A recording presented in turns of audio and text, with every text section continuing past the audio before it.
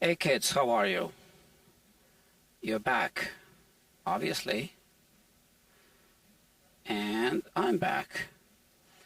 You are watching Guitar Quackery Live. So, don't go to school, just watch this channel. This is an educational channel. No, go to school.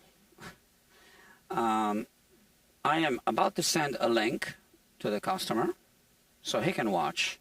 So this is Guitar Quackery Live, which is the one and only live streaming guitar repair channel in the world. So you see, I sent links to the customer. This is the one I'm about to send. Whoop. It goes out to the customer. And now, if he wants to, he can watch me work on his guitar or bass in this case. All right, we are going to dress and polish these frets. So these frets are the way that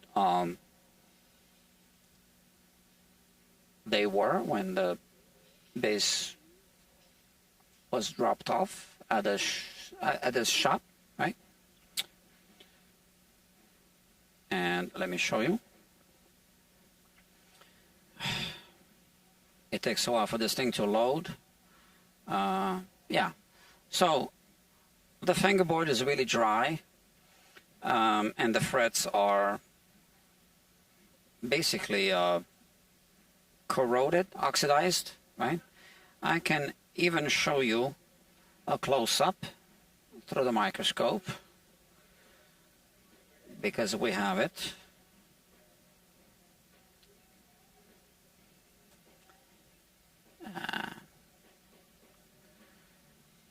Okay, so here, let's have a look. This is what we see. So we see some, a little bit of fret wear. Let's focus on this. You know, from the strings. He wants to put flat wounds, but this is what happens when, you know, bass players don't like to change strings often. So when the string always hits the fret at the same exact place, it'll produce these grooves in this direction. Because when you play the string, you fret it down, right? And then what happens is when you play it, it vibrates like this, right? So it moves and it scratches the frets. So we are going to dress them to kind of hide these grooves. I'm not going to do a level crown and polish. And then we are going to polish, but I'm not going to level and crown the frets, right? I don't think that's on the agenda. Let me see. Let me check.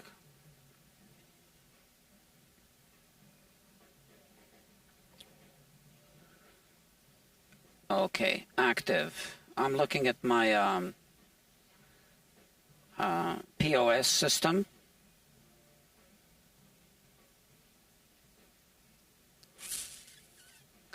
No, just a custom service, right? So I think we looked at the frets. So I'm going to remove the strings and go over all the frets with the fret rocker first, just to make sure. I might spot level a little bit. Oh, but I did want to show you something. This neck does have a differential relief. So this truss rod, I believe, was never properly adjusted in the past. So the neck had a humongous up bow. So it's kind of like a bookshelf. When you put heavy books on a shelf, it'll sag. If you remove them next day, the shelf will flex back. But if you leave the books on the shelf for an extended period and then remove the books, the shelf will stay like this. It'll flex back a little bit, it'll stay like that. So it's same with the neck. If you don't adjust the truss rod properly and you have the strings at full tension for an extended period of time, later when you remove the strings, the neck might be up-bowed and stay that way. So we had an issue with the truss rod. I couldn't adjust it, but I fixed it. You need to watch the previous live streams on this playlist to see how I did that. I basically saved the neck, you know, so that was an important fix that might be applicable to some of your instruments or projects that you're working on. So I highly encourage that you watch through that, because I didn't know how I was going to fix it. I was considering options, and the solution was surprisingly simple. But, you know, you don't know until you try things, and you don't know, right? So when the truss rod doesn't work, you don't know exactly why it's not working. It could be because of this or that or whatnot, right? So in this case, I don't want to spoil the surprise if you're going to watch the previous live streams, but it was surprisingly simple. Okay, I am going to show you the neck relief using these feeler gauges, right? So on this side, let me just put this here closer to the body so we don't put additional relief on the neck. And I believe 11 1/1000ths is what we have here. Maybe I can show you from above. 11 1/1000ths, and the next one, which is 12, is kind of struggling to pass, and now it's passing. So 12 1/1000ths, 13 maybe? Not really. Kind of.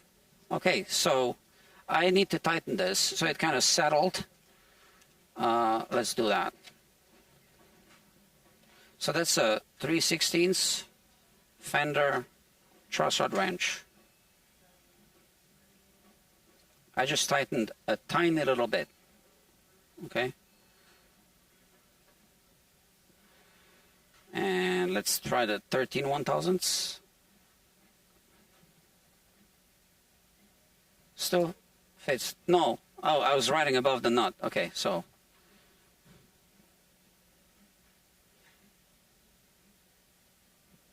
it still goes through. Okay. So you see it changed a little bit.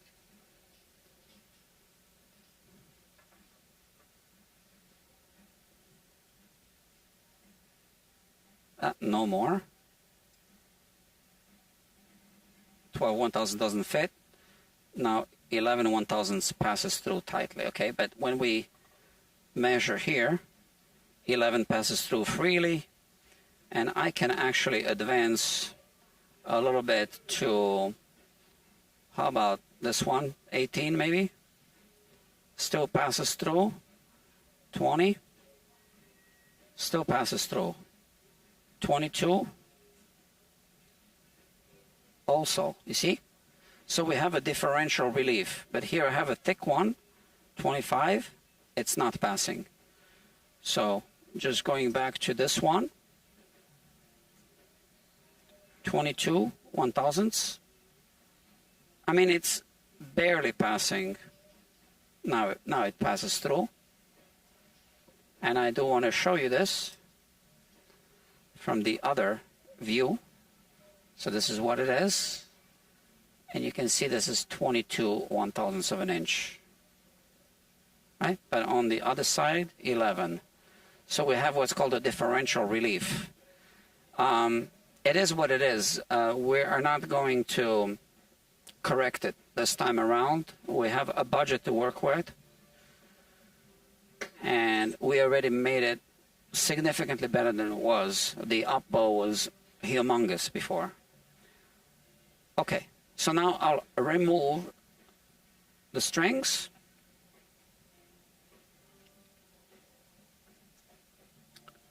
Where's my thing? Oh, the string winder.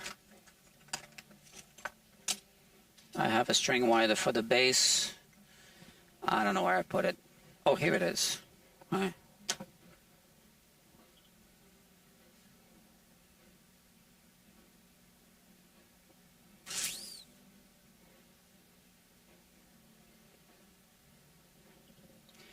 These were sacrificial strings. I actually saved these strings. I was working on another bass, and they were in, you know, decent shape. So I saved them so that I could use them on this bass, and I'm going to save them again, because otherwise I need to sell a set of sacrificial strings, and I'd rather be charging a customer more for my services than for strings. I'm not really in the business of selling strings, although I do make a small profit on strings.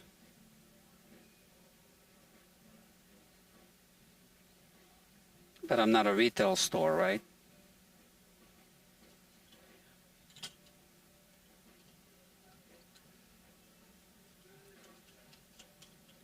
All right. What else can I talk about while I'm removing strings? I don't know, any bedtime stories? Well, I guess I do. I just can't think of any. Any jokes? I don't know.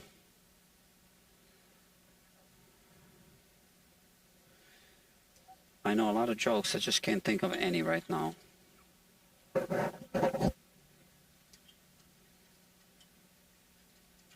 Are there any jokes about Elon Musk? Must be. Or maybe no, because you really can't make up anything more than what's already happening with him and his cars.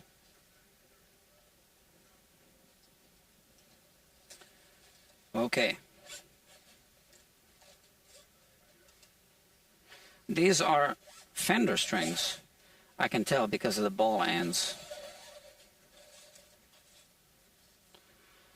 All right, so we remove this. We don't have any fret sprout, so that's good.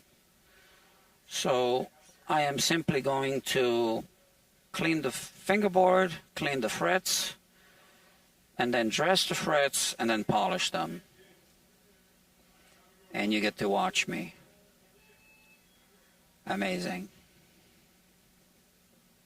So this is a real shop.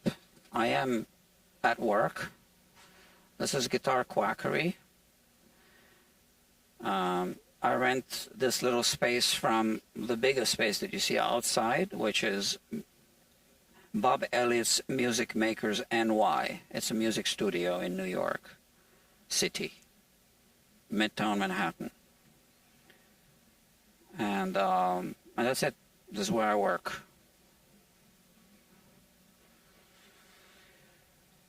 First tool is this one. A very useful tool. This wire brush. Now all the tools that I'll be using in this live stream are listed below in the description with Amazon affiliate links.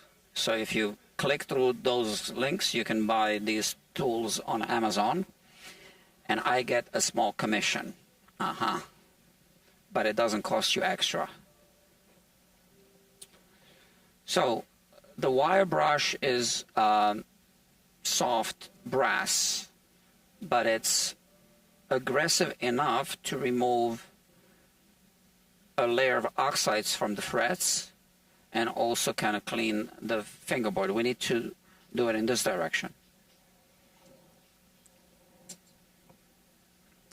Oh, I'm also going to put a link to this later.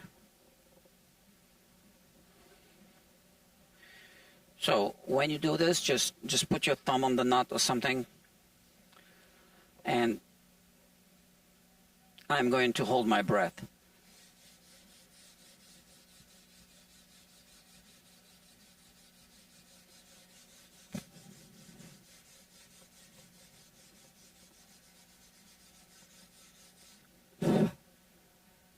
So I don't know how much the camera picks up, but a lot of dust comes off.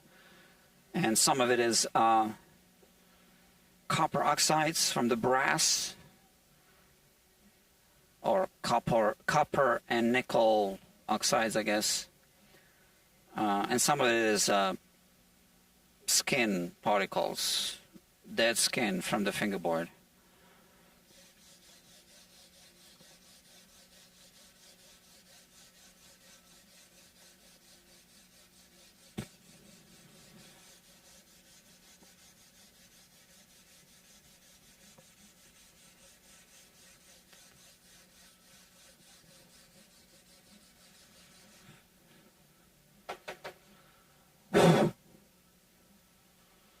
Okay, it already looks better.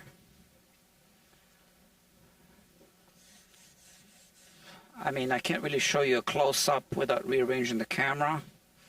Okay, maybe I can do it quickly.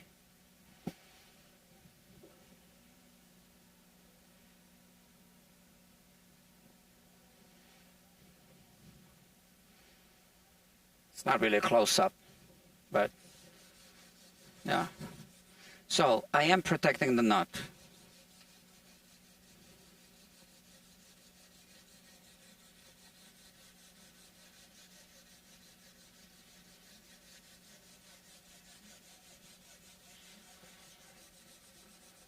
So this customer told me that he wants to pick it up any day, whenever it's ready. Has been sitting for years, but it is his favorite bass. I worked on another bass for him, Stingray. I reviewed it on the main channel. So the main channel is called Guitar Quackery. The channel you're watching now is called Guitar Quackery Live. Two different channels. Guitar Quackery is, like I said, the main channel. You can watch what I call produced content, you know, edited videos. On this channel, you can only watch live streams. So if you like the idea of catching me live at work, subscribe to this channel and you'll get notified. But click the bell icon. That's how you get notified, right?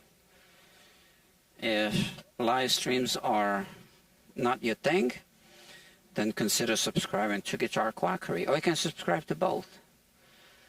Dr. Deluxe here. I just checked for the brush and it says unavailable. That's frustrating. See, they change the links on purpose so that affiliates don't get their commissions, and then they sell the same product, but they change the link. I'll thank you for letting me know. So I'll put the brush here so I don't forget, and then after the live stream, these two things are going to be added to the list. Okay, thank you for letting me know. So this looks better. Let's look at the same fret again.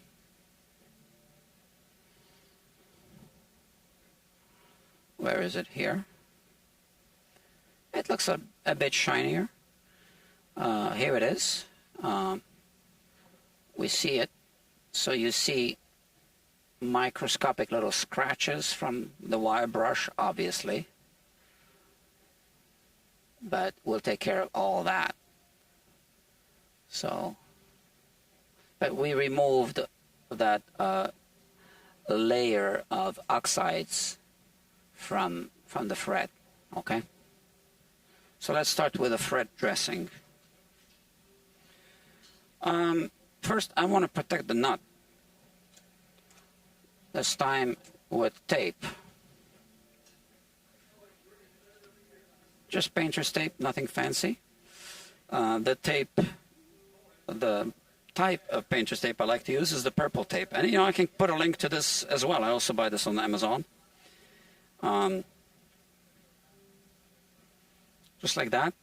And I really like this one because you saw how easy it is to rip it like this. Okay. Because the fibers are going in this direction, I guess. So I always protect the nut like this with a double layer. In some cases, even triple layer. So let me put this here so I remember to add this. Awesome. Yeah, man. This is what this channel is about, just sharing the knowledge. I think, you know, just society in general benefits from people sharing knowledge and skills. You can't keep it in for yourself forever anyway. So other people want to do this job. I want everyone to learn from each other and do the best job possible, because it also benefits me, right? If you know, sometimes people say, oh, doctors, don't trust them. That's because they had a bad experience with another doctor. So I actually don't want someone to have a bad experience with another tech, because they're going to say, oh, guitar techs, you know. So we all benefit from sharing skills and knowledge. That's how I think.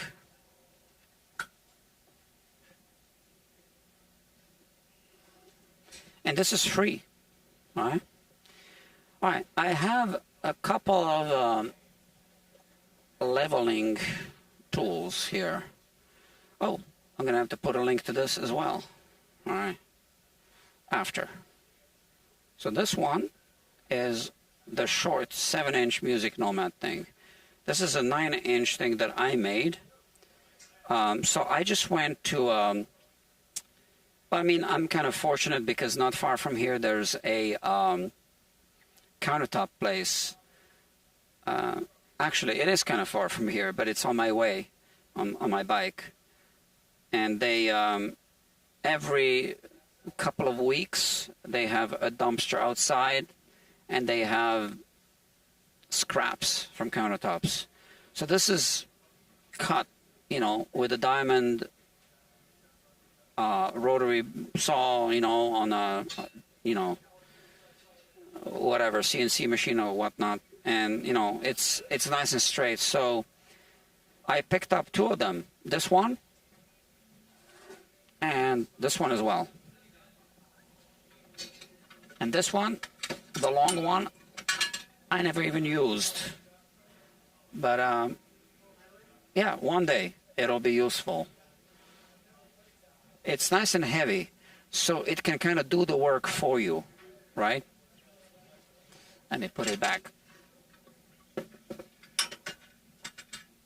Yeah, you don't need to always rely on official tools, specialized tools. They're expensive, right? I do have a lot of expensive tools, but I also like to make my own, like I just did. I don't know if you watched the live stream of me doing some finishing work on these tools that I made myself for polishing frets. I'm not sure I'm going to use this method now, but yeah, watch the live stream. Well, I mean the archive live stream. It's called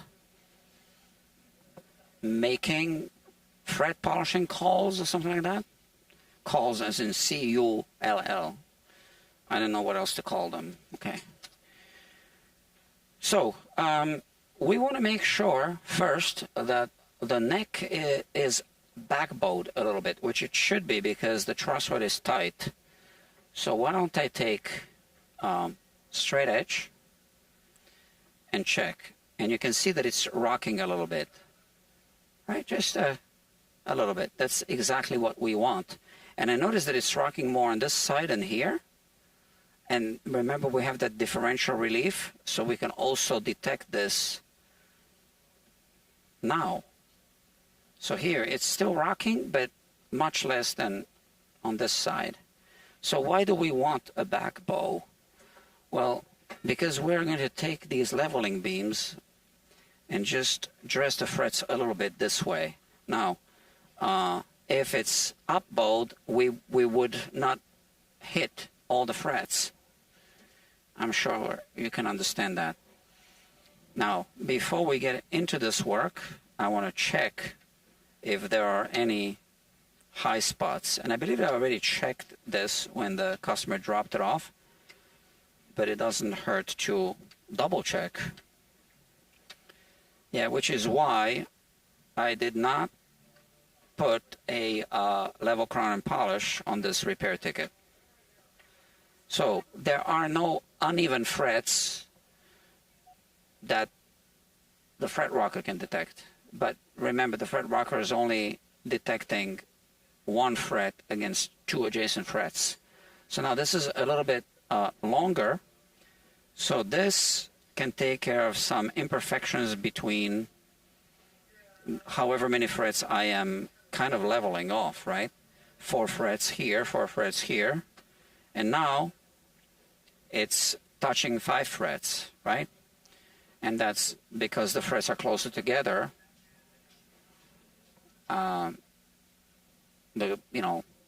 The further up the neck we go, right? But all I'm doing is this, in this direction. I can do a little bit of an X and finish off this way.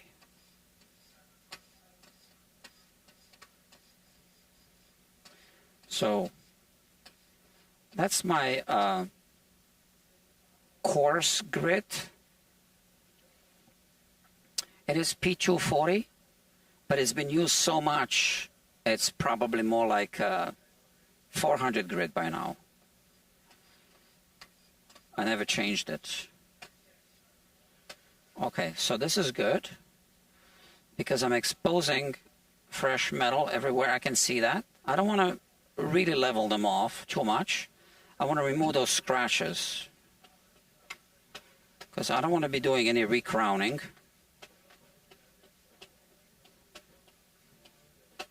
I just want to make sure that that this levels off some of the uneven spots that a fret rocker cannot detect. It's a quick little job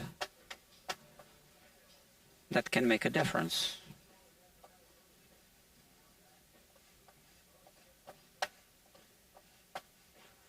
One day I will make a jig that will hold the neck so I don't need to have it attached to the body. I need to make one for a Strat, one for a Tele, one for the P-Bass, one for the Jazz Bass. Unless they're the same, I don't really know. I don't think they are. Yeah. So here, I want to maybe be a little more aggressive because I can see a little dimple here because the frets, you see how it's not hitting? It's hitting here and here, but not here. So I want to lower this a little bit. So I'm pushing here, but I'm only holding here.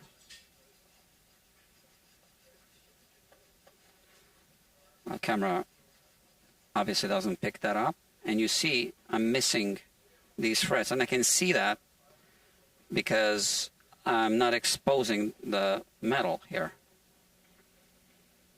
But looking at the sandpaper, I can confirm that that's exactly what I'm seeing. It's just these frets are a little higher. So I just want to take them down. So at the neck joint, sometimes, you have like a little ski ramp. And, oh, this was better. I don't know if you noticed that. Oh, but I was doing it this way, yeah. So forget it. Forget what I said.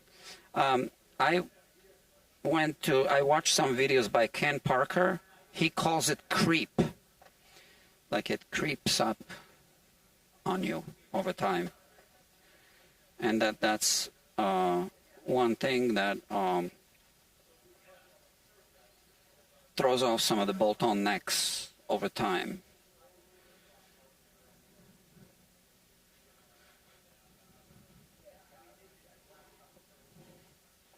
So I don't know if he made up the term. I haven't heard anyone else use this term in the guitar world.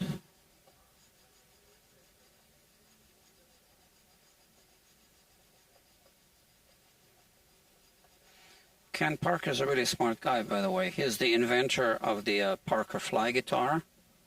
So I am going to recrown these, at least these 2 frets now, because they're getting a little flat on top. but I want to avoid even touching the frets that are like around the octave.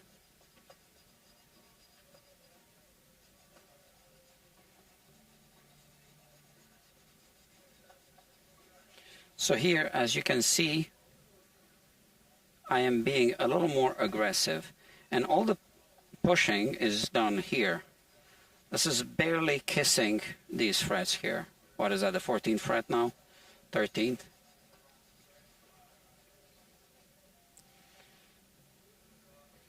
So I am getting a little nervous about hitting these frets too much, which is why I'm going to tape them off. So for this, I'm going to use this tape. And I'm not going to tape off the frets. I'm going to put tape on the leveling beam. Just like that.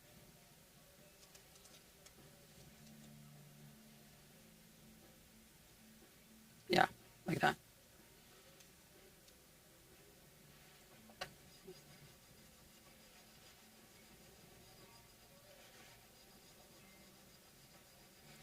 So now I can safely level off this fall away. It's not really a fall away, but you know, it's the last few frets. So it's really a frustrating thing when you do all the work and then, so why are these frets important? Well, if you double this distance, like around here, right, from the bridge, what is this? About 11.5 inches, right? So I'm holding my thumb there. So when you play here, this is where the string vibrates the most, right? The amplitude of the string vibration. So you might be hitting these frets because they're closer to the string, closer than they should be. So this is why it's important to make sure all the frets are leveled. And obviously, you see that the fret rocker, which is a great tool, did not detect this. But this did, right? Because it's a longer tool.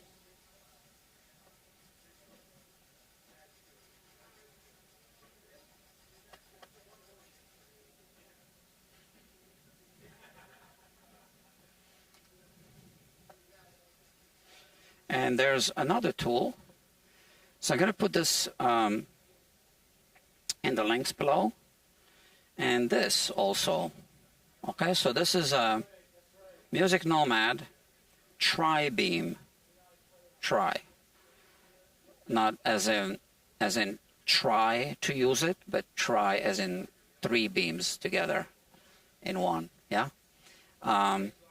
So this is a short straight edge, and you can use it in an area like this with feeler gauges.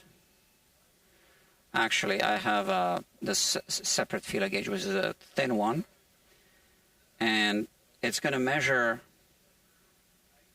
any gaps in this span of these frets, like from the 12th to, yeah, so I'm touching the 12th fret here.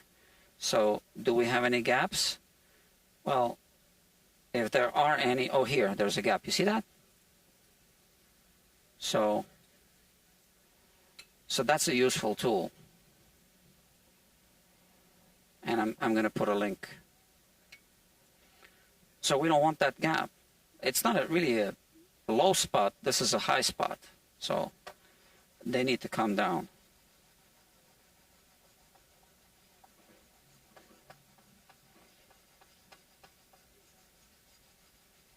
And it's a little more than I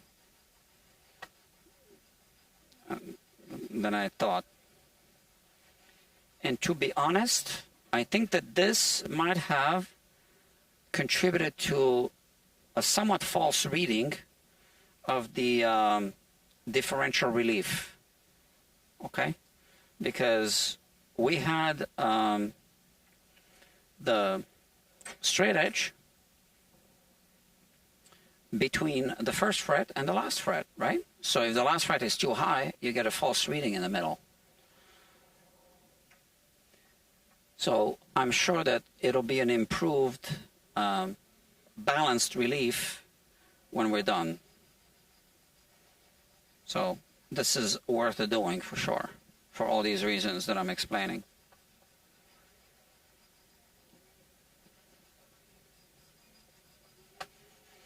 So let me check how many people are even watching this. It's not a popular channel. 3 people watching, 1 like. So 2 people aren't liking this. Well, that's the message. So this isn't a popular channel, and that's because I'm not a attractive young female with a cleavage.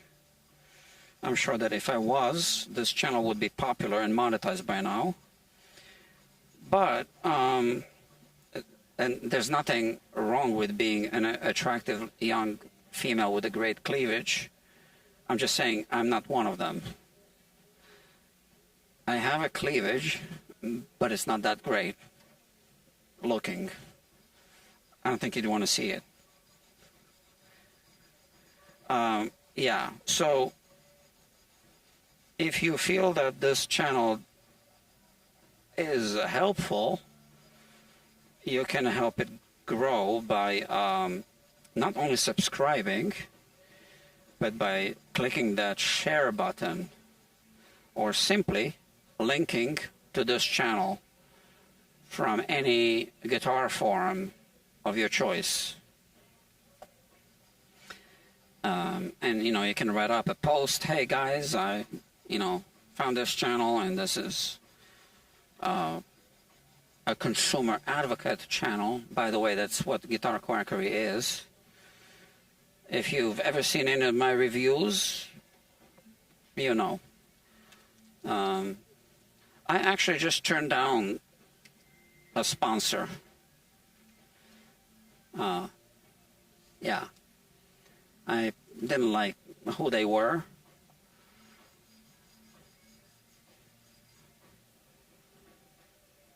And how they do business.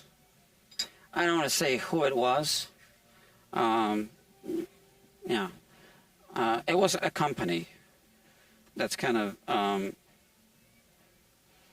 they wanted to sweet talk me into sending me some products. Look at this now.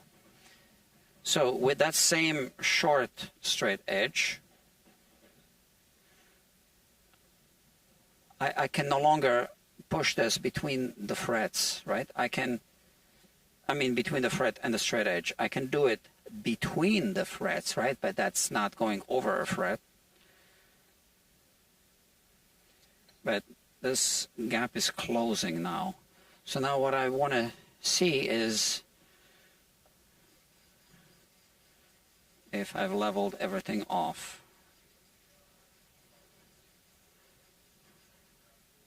Better. Okay, so it's starting to hit these frets here and there a little bit. But I think I need to continue a little bit more. So this is a little coarser than this. All right? So I am going to put this here this time. Eventually I'll have to change this, right? Obviously. Yeah, so that manufacturer has a bunch of products that look like products of other manufacturers, and there's no mention of those other manufacturers being credited in any way. So they reached out to me, and I had never heard of them before. And, said, oh, we manufacture these products, blah, blah, blah. They would be a good fit for your channel and your audience, blah, blah, blah.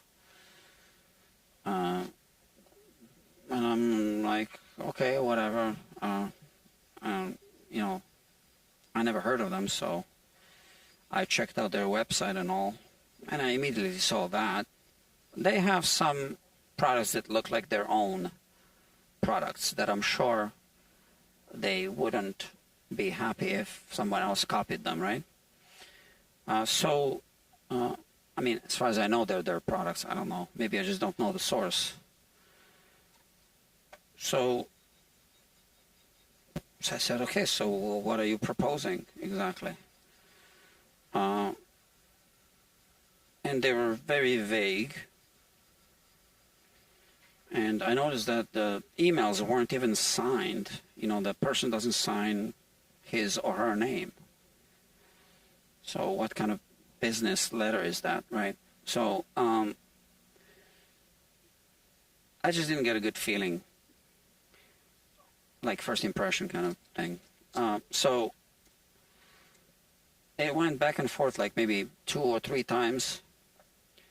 And then I finally said, listen, to make a commercial for you, this is how much it's going to be. And if you just want a mention on my channel, on any generic video, so a commercial would be like featured product, you know, installed on a guitar, look through the microscope, scripted commercial, right? With product placement. That's a commercial, right? You don't get that for free or just by sending me a product. It's a for-profit company, so I'm not doing a public service announcement.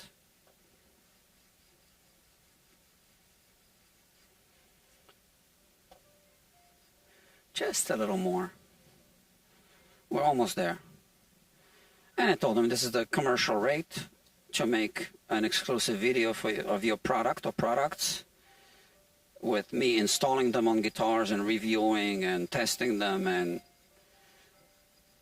you know, zooming in on the microscope and, you know, with the microscope on the details of your... They look like high quality made on the picture, but I haven't seen them live. So I gave them the rate for that. And it was high. I know it was high, but it was for my time. And then I gave them a reasonable rate for just, if you just want to be mentioned that you are a sponsor of the channel. And that was an affordable rate.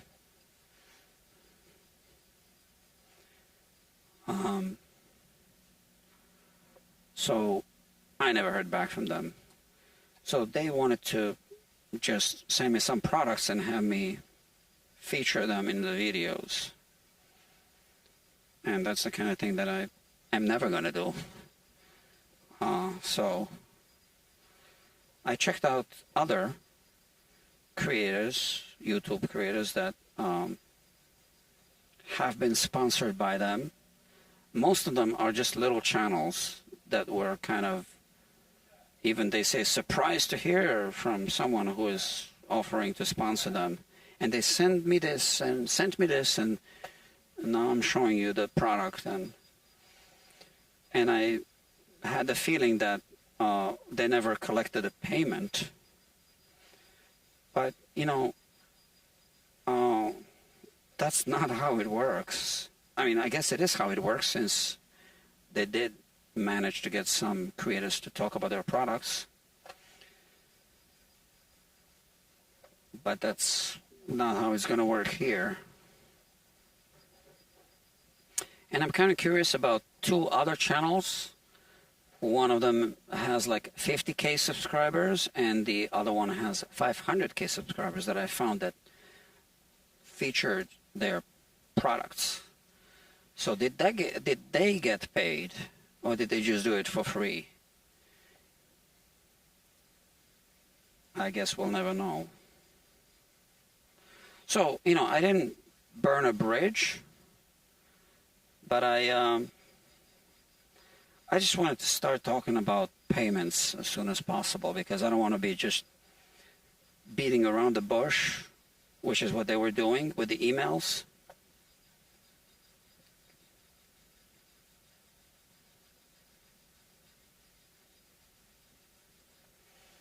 So really, they were just hoping to have me do it for free. In other words, can I stop doing what I'm doing, like working on customers' guitars? You know, those are the people that pay me to do this work, and just make a bunch of videos of their products and how great their products are. And I get to keep the product that I don't need.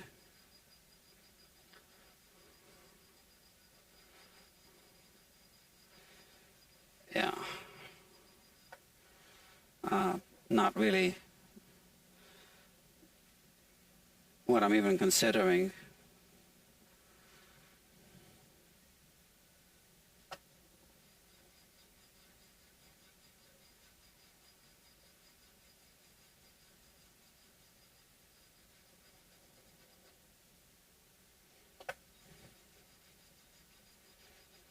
I'd like to get it down.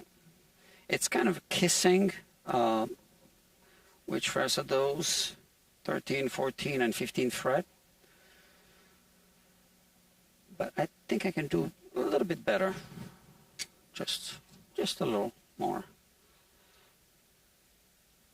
We'll get there.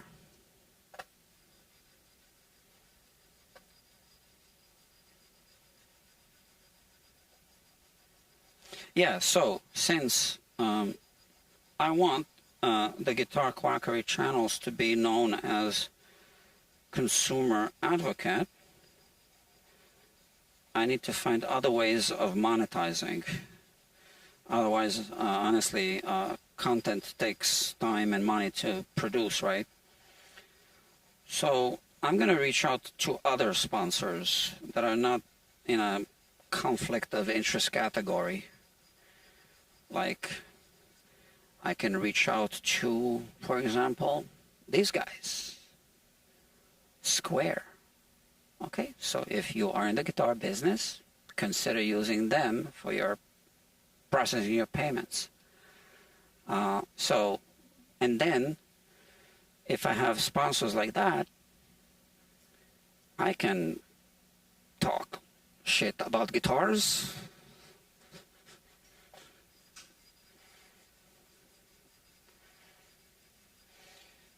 Now you guys can help simply by spreading the word. That's all. You don't need to do much more than that. So, because I can only do so much in terms of my megaphone isn't loud enough.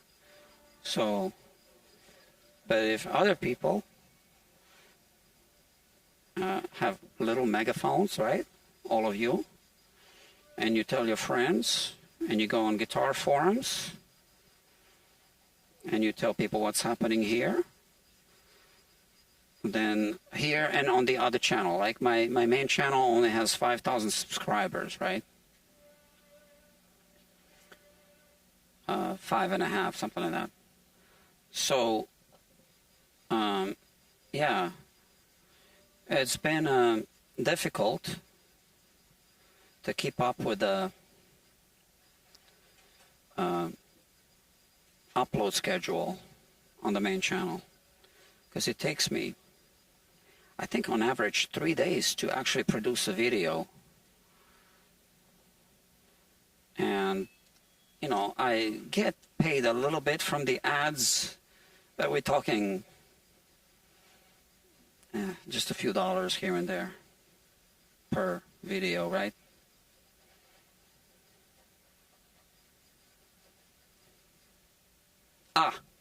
Now look at this. This is what I want to see. All the frets being touched, and these are the high ones, right? So now we leveled off this part, and we reduced the height of these frets, maybe 3 frets now. Now, since they are leveled off like this, I don't think anyone's ever going to play these frets, but I am still going to recrown them, just because I have the tools and the time, I guess.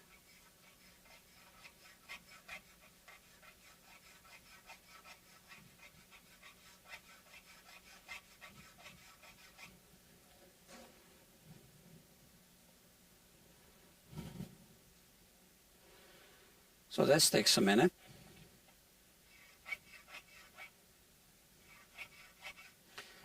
Is this the best crowning file? Let me see the other one. This might be a better choice. Let me see.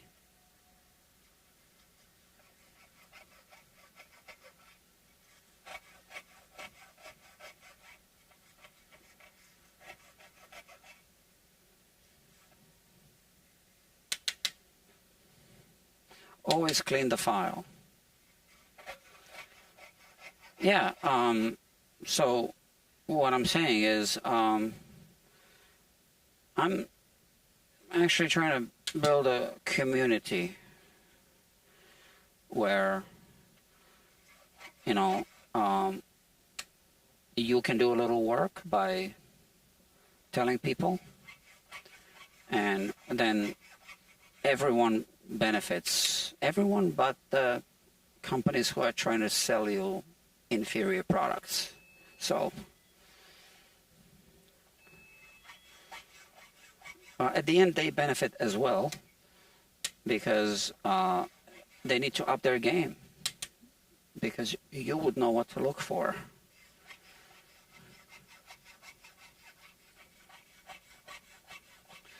Yeah, those reviews that are you know, company XYZ sent me this product and I'm doing a review and they paid me.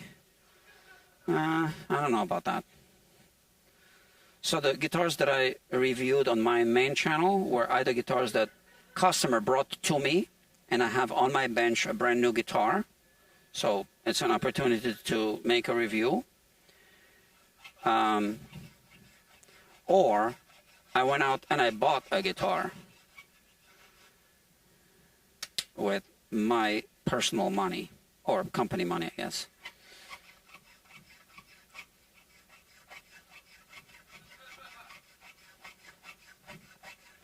Sometimes my personal money, sometimes the company's money.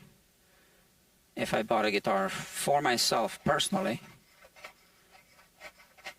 I can't use the company money. But this guitar I bought with the company money, because I bought it for the company, because I want to use it for something. I haven't even reviewed it yet. It's an excellent guitar, but I would never buy this guitar for me personally, because it's a Squier, and I got so many guitars. I really don't need a Squier. Personally, I don't need a Squier, right? I got guitars. I got personal guitars. More than I'll ever need.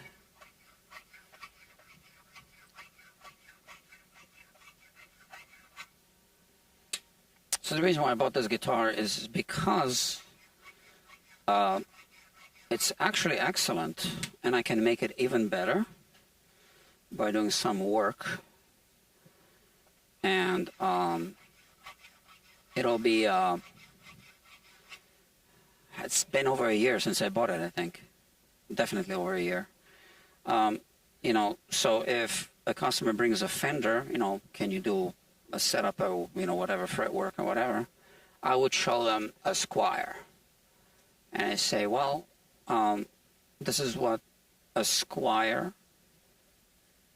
feels like and looks like after the work that can be done on a Strat. And you have a Fender, so you should be able to expect at least the same results. It kind of makes sense, right? Ah, yeah, I gotta remember to put a link to this. Look at that, 7 viewers, only 3 likes. So 4 of you aren't liking this. So why are you watching? Oh, and it went down to 6 viewers. Obviously, someone didn't like it. This I'm going to link. So I need to turn it around so that I can hit these frets. It's a, you know, radius fretboard, and I was not able to hit the frets on the bass side. So now I can just do this. I think you know what I'm talking about. So here I can't hit them because of the handle, right? I can't hit them on the treble side, but I can hit them on the bass side. And before it was the other way around. So I just have a little touch-up left to do.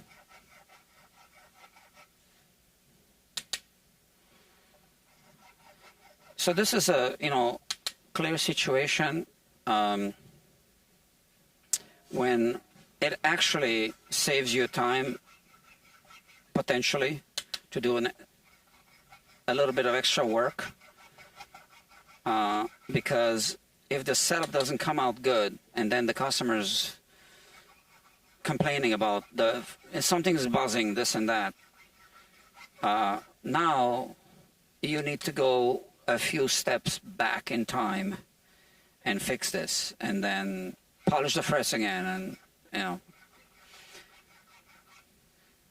not to mention how much time you spend talking to the customer about what's wrong and what might be happening.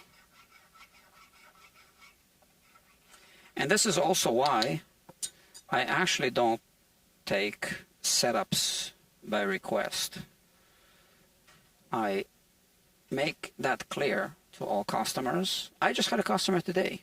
He canceled because he didn't want to do a level crown and polish. So he brings the guitar. So he first texted me about a week ago, and I sent him my PDF that explains clearly. I examined the guitar, and I will tell you what the guitar needs to get it to where it needs to be.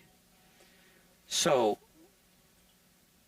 he told me today that he already went to 2 other shops to do setups, and one of the shops even charged him a rush fee, and he's not happy with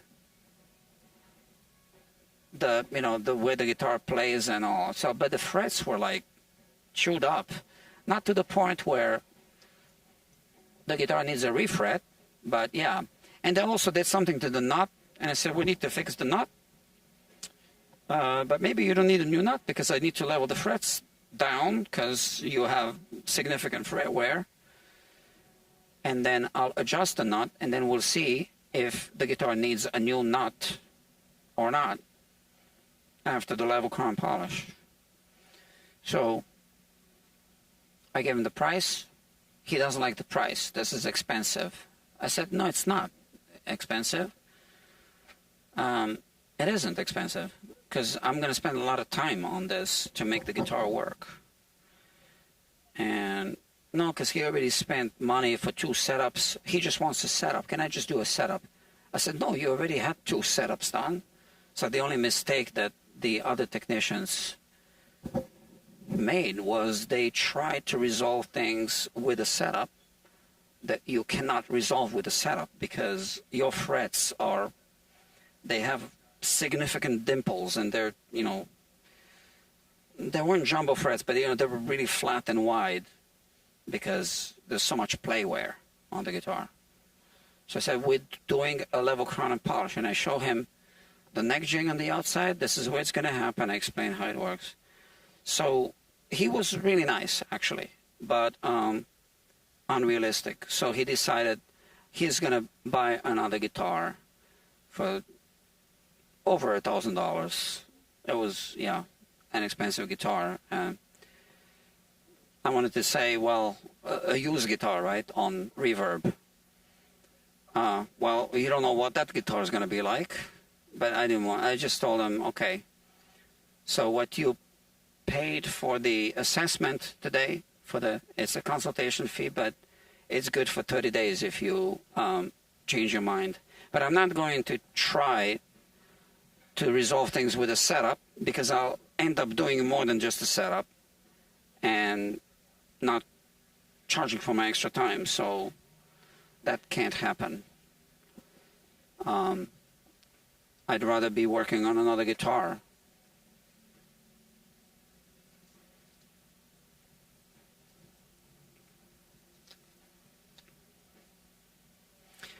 But yeah, I don't book setups. Like, you know, I don't go for, hey, can I bring my guitar in for a setup? No. You can bring your guitar in for an assessment, and then we'll look at it together, and then you'll see what the guitar needs, and then we'll talk. Okay, so now I dressed with a 7-inch kind of coarse, semi-coarse thing. Now this is the 9-inch. This is finer side than this. So I start with this side, and we basically do the same thing. But this is just scratch removal now. Right? And I don't need to spend a lot of time with this because we are still going to polish the frets thoroughly. And then buff them. So that's this side. This one is the finer side. So I do the same thing with this side. So you see how this works? We started with a fret rocker. We could have done a touch-up with a fret kisser if needed. And then that short 7-inch. No, it's the 9-inch leveling beam, sanding beam.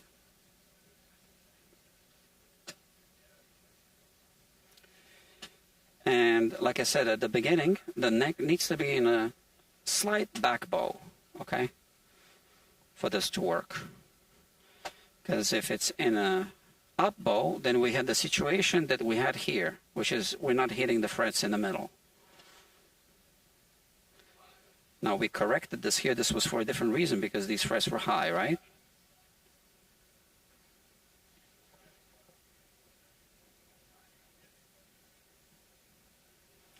Okay.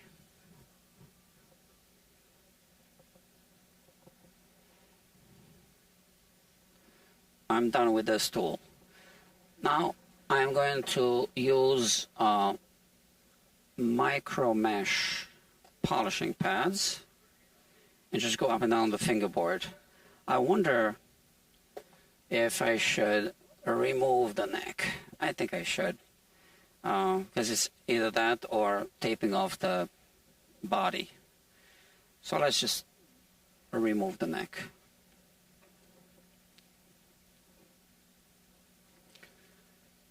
Just because there's another camera here.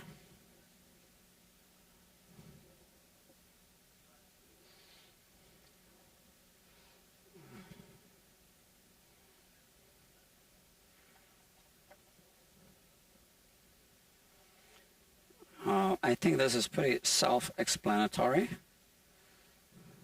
I'm turning the screws counterclockwise. And they come out.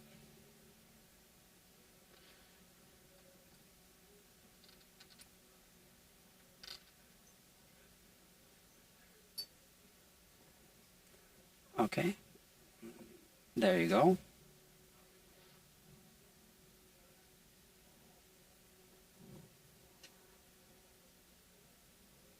So this is here. I'm going to place the body in the case. These are the sacrificial strings.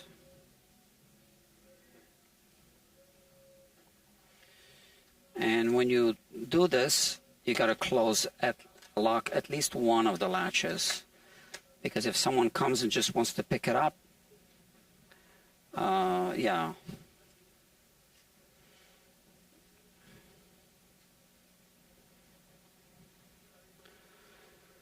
Okay, first things first. We have these fret ends, right? So I'm going to dress the fret ends first. I'm going to start actually with 400 grit sandpaper.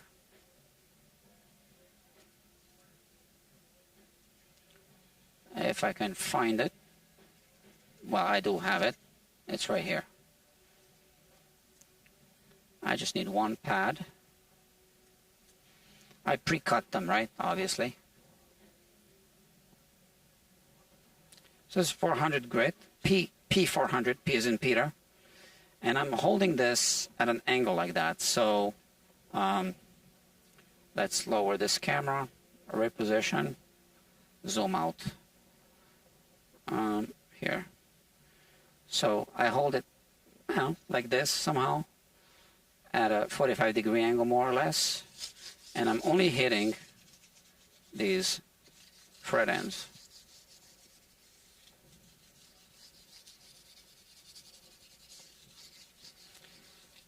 You know, I do this lightly in multiple passes.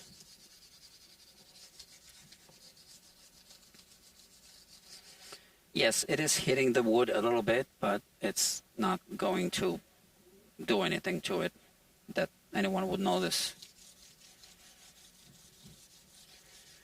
Now, the reason why I am using 400 grit is because this was never really polished. So we want to get a nice polish of the fret ends as well.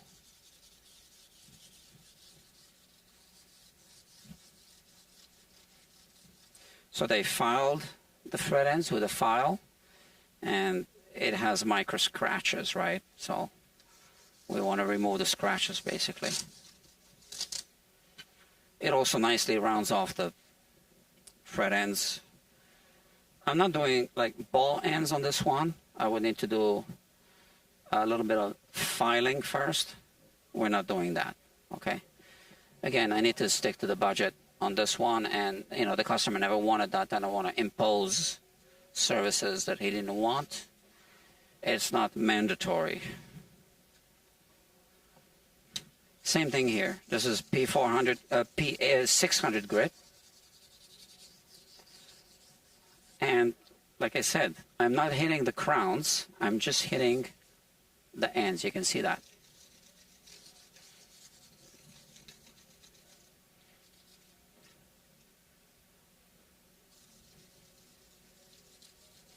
You can rotate a little bit like this because they're getting rounder than they were before, slightly. The reason why I'm not dressing the fret ends with a file at all is because there's nothing sharp at all, okay?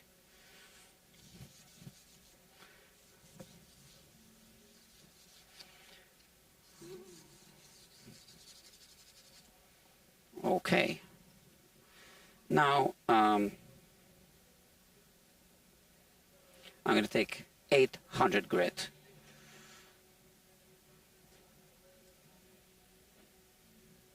And like I said, I have everything pre-cut.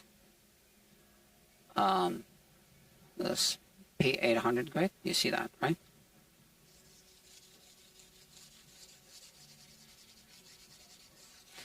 And now I can kind of start kind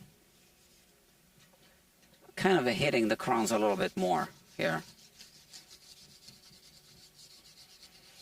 In fact, I can even do this. That's fine. Yeah. On this particular board, that's fine.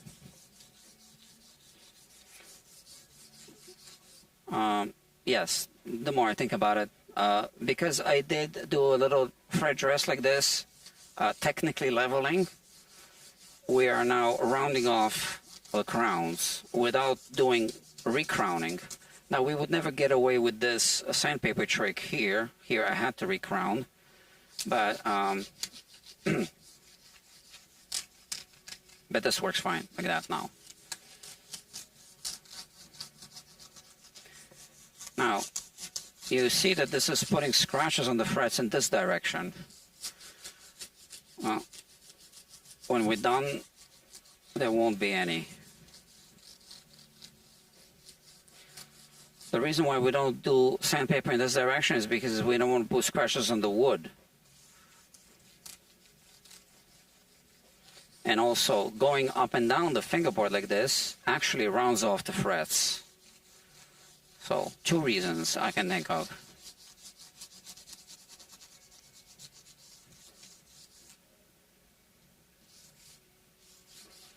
So, I'm going to use up the corners.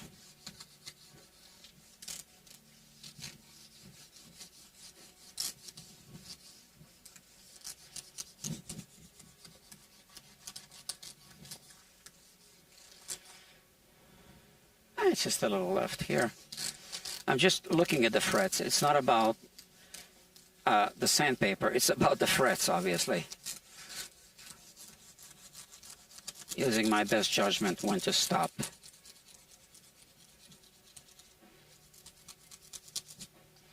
Okay, and always clean up between grits.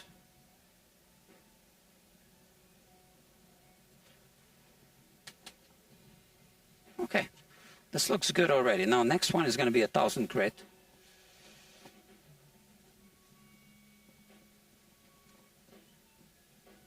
Yeah, that one. You don't see the whole 1000, but that's from 1000.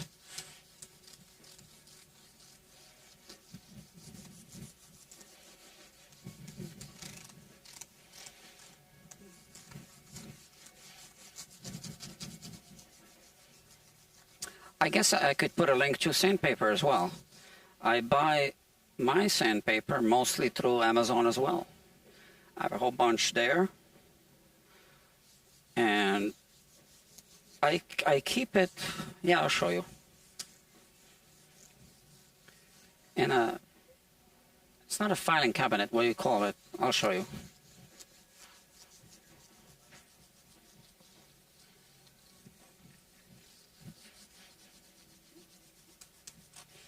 Okay, that's good. 1000 grit.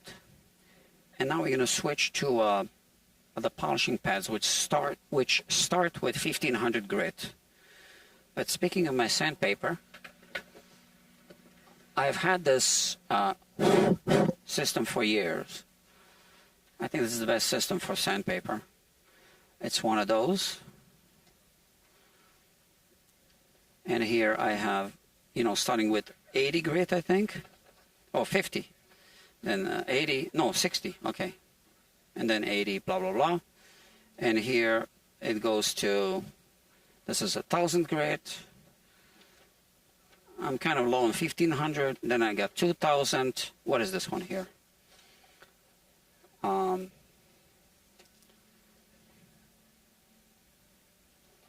that's a 600, okay. I got a couple of those somewhere as well. Gotta find them. But yeah,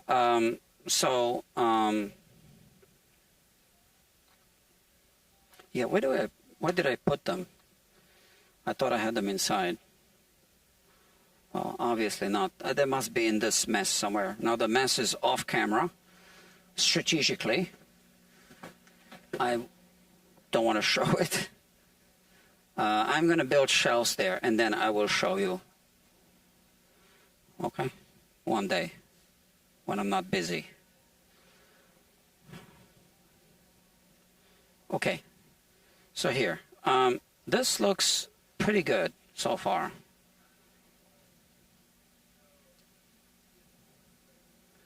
And now we have micro mesh. And let's do it.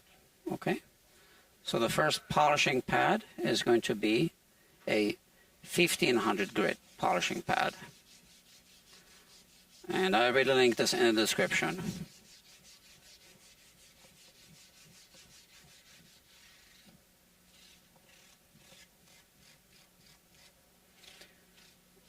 This way you also hit the sides.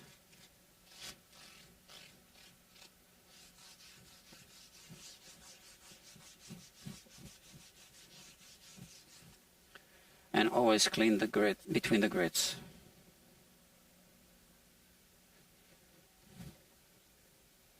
So this is micro mesh. There are 9 grits, I believe. Yeah, 9, right?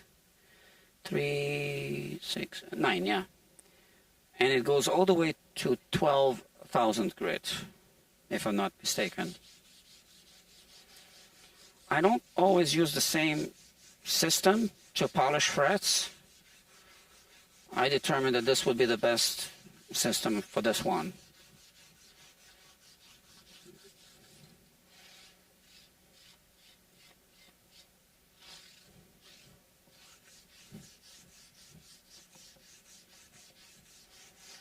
So this is 1500, then it's 2000, I think. Let me see. 1800, and then 24, and then 3200.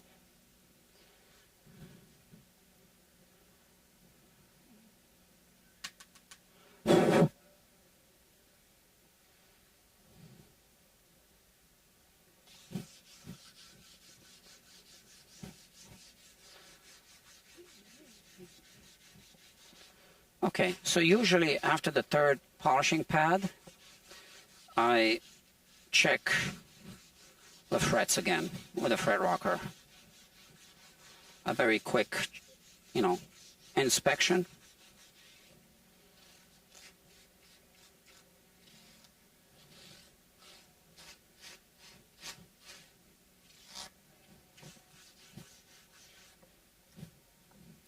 So that was 2400. Next one is 3200. But like I said, I want to do a very quick inspection just to make sure that everything is still good.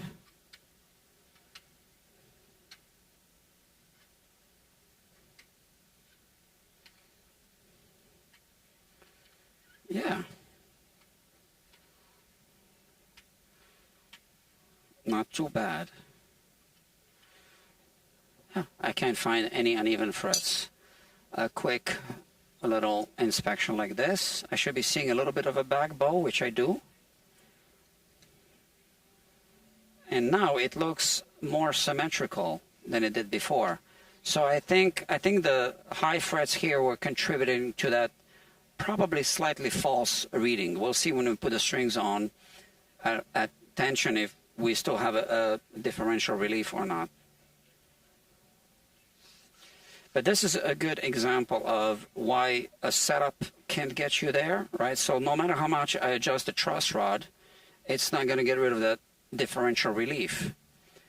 And we had high frets here, so we need to level them. So, yeah, otherwise when you play here, you might be hitting the frets, etc. So,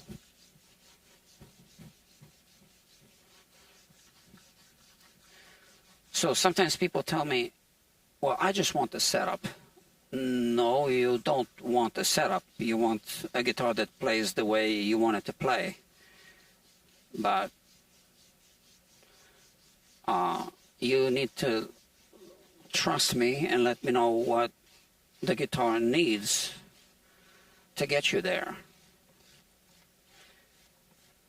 And I try to iron this out before people bring their guitars. But like I said, with this customer today, it did not work out.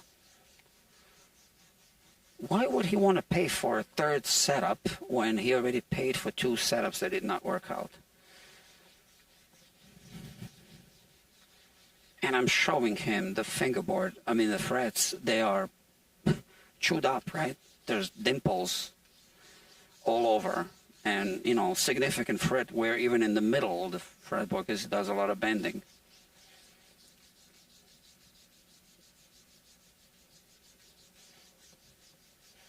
So sitar, bass, this and that. I even discovered I was hoping to have the guitar here because I would have made a good video about the saddles. So I was getting sitar buzz from the saddles, and one of the saddles had the type of I was going to say fret wear, the type of wear that we don't see often. So he was getting a sitar buzz, not coming from the nut, but coming from the saddle of a Fender guitar. And I said, well, I can maybe touch it up with a file, try to fix it, or you just need new saddles.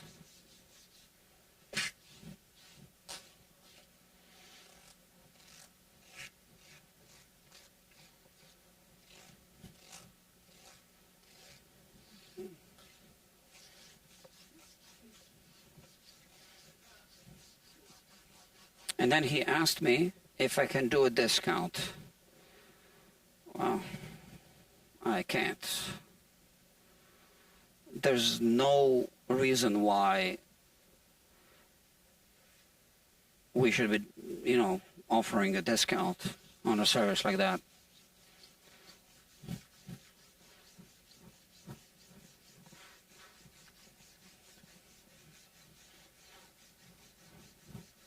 The discount means that I pay for the extra time that I need to spend working on it. Because I pay rent here, right? So if I don't charge for my time working on his guitar, if I charge only for half of my time, the other half of my time I'm paying to be here so that I can do what the guitar needs. Makes absolutely no sense.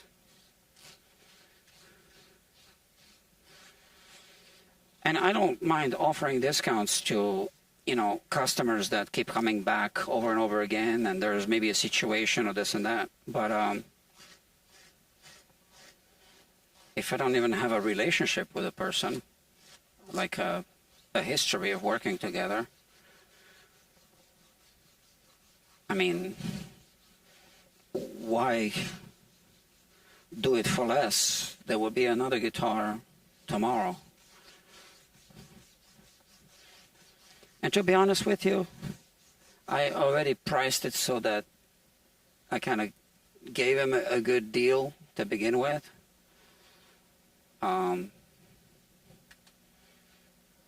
Because I didn't really want to bite his head off financially.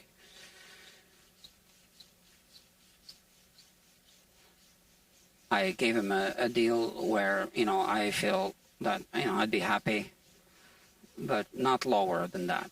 Yeah.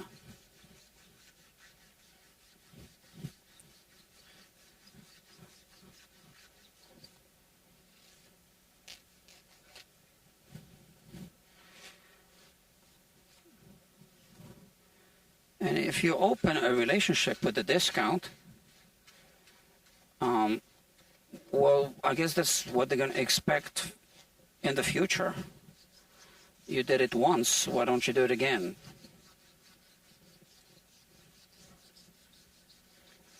And again, he was very polite and all, and no problem. I didn't have a problem with him. It's just, I'm just talking about what needs to happen. Let's be realistic. And let's talk about how much time it's going to take to get you where you want to be.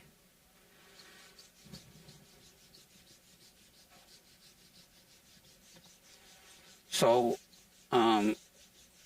I work by appointment only, and I don't do walk-ins. I mean, or, sometimes might, but if the circumstances are right. But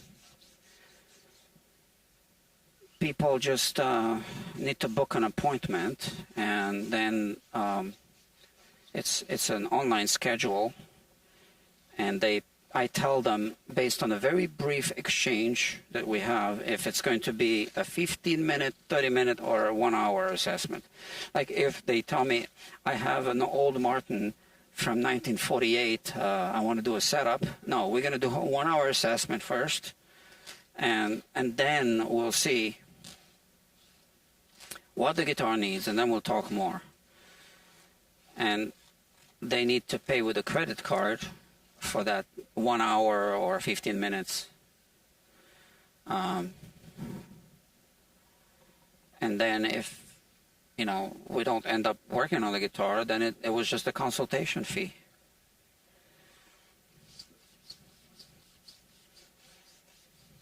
So I don't have the situation I used to find myself in, where I would spend a half hour with the customer discussing this and that, an option. Oh, let me think about this, that. Oh, now let me think about it. I'll come back. I'll call you.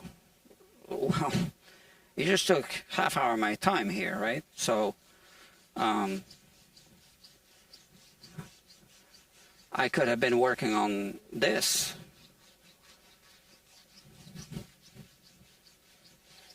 Ah, look at that. So, this is already good.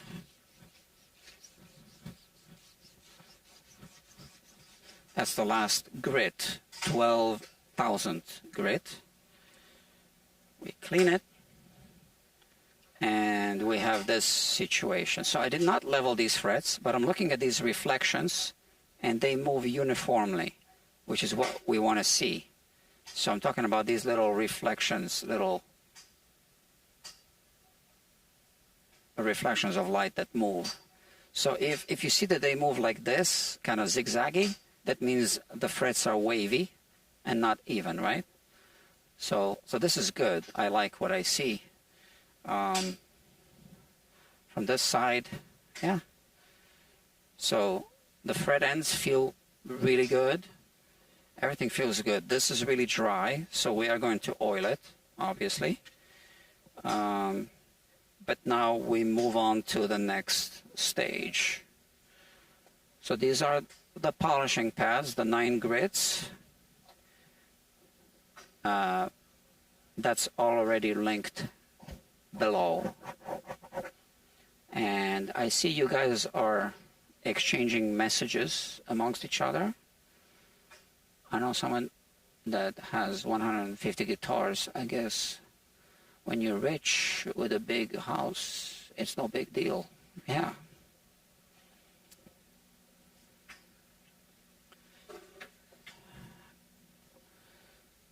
Yeah. So there are some people here that have amazing guitar collections. Here, as in New York City. Okay, next. The fret shield. Something else I got a link below, okay? This is the Music Nomad product. It's the 34-inch scale length fret shield. It should fit. They don't always fit. And now we are going to buff the frets, okay? So buffing isn't the same as polishing, or is part of the polishing. And again, this is all linked below.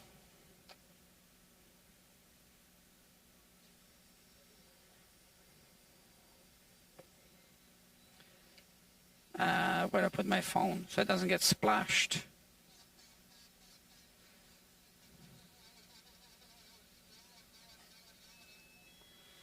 Okay, maybe how about we watch from here? Is this focusing? I want it focused on this fret. Okay.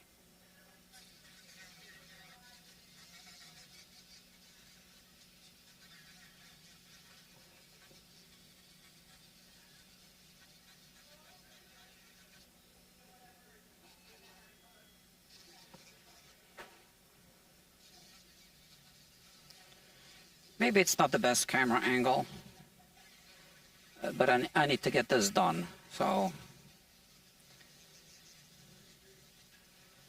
this takes a minute. So for all of you watching for the first time, if you use a power tool like this, make sure you don't overheat the frets. Basically, move the buffing wheel up and down the fret, left and right, or up and down.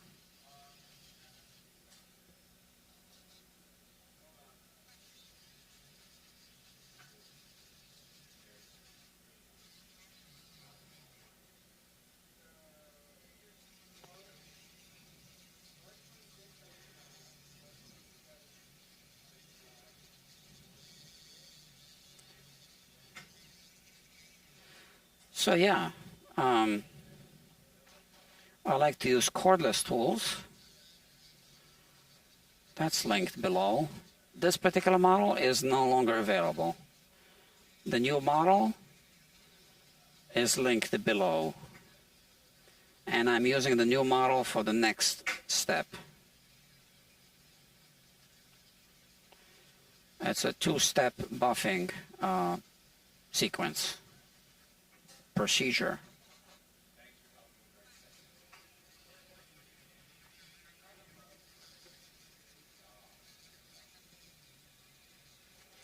I really need to get another monitor so I can read your comments here instead of having to go all the way there. Oh, speaking of my computer, I run it on battery power. Almost ran out of battery, so I have a timer that charges the computer for a 5-minute cycle, so I don't overcharge the battery.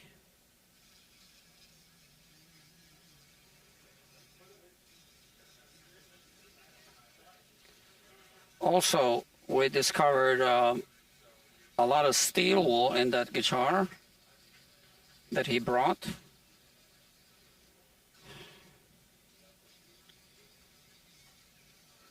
Now, it's debatable whether steel wool can or cannot damage the pickups. I think in some cases, I think we talked about this yesterday, right? In some cases it can, possibly.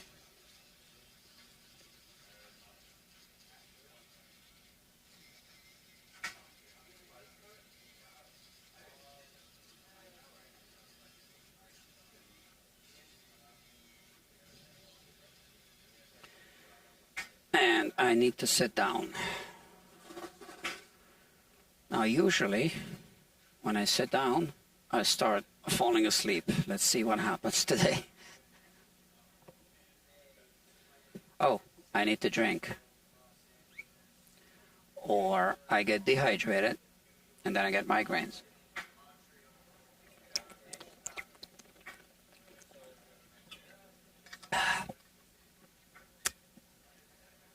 Sorry about that. I think I'll be working late today. Well, it's already 10:05 or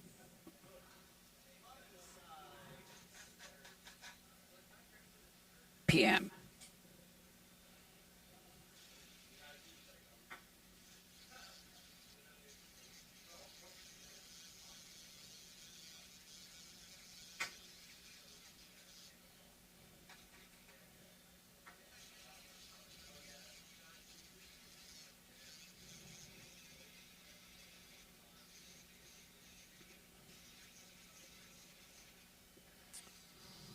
I discovered a channel yesterday, a guitar channel.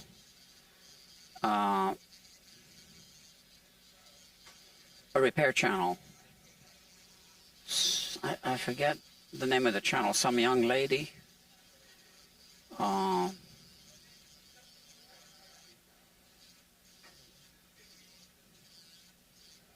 Yeah. Yeah, she knows what she's doing. She mostly posts shorts, or even her long form videos are not very long. So she's been on YouTube less than a year, I think, and she's got quite a few videos and quite a few subscribers. 1.5K subscribers, I think. I'm yawning.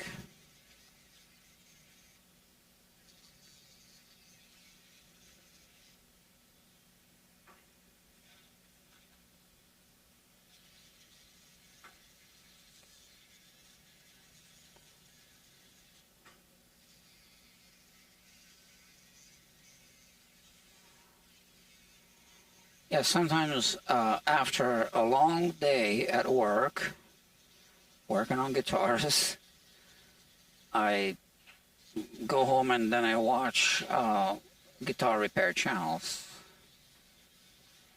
And before I started streaming, I used to watch guitar repair channels while I was working. And now I can't because I'm streaming.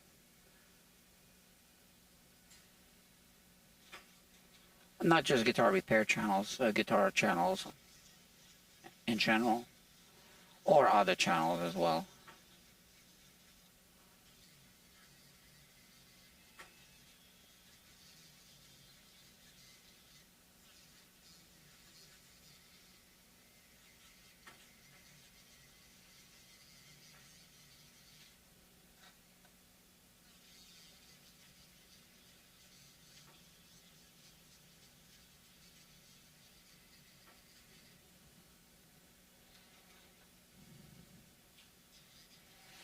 As you can see, I'm not using rubber bands at all.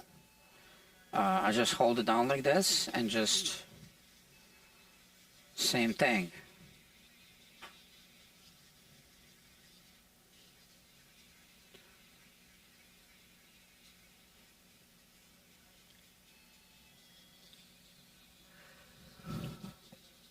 I used to use rubber bands.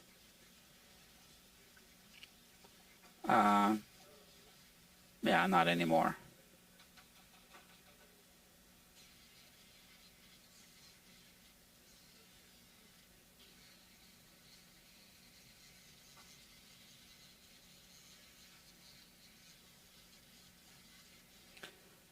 So this little motor gets hot.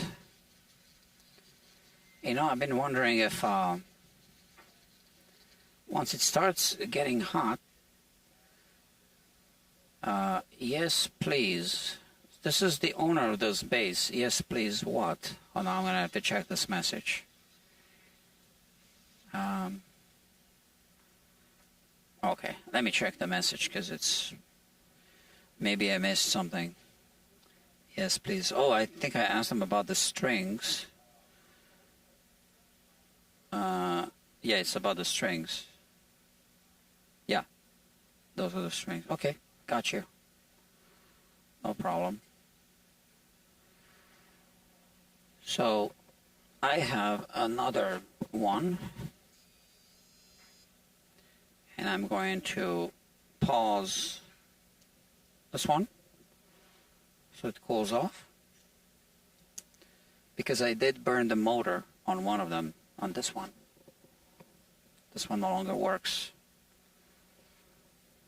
I'm keeping it for spare parts.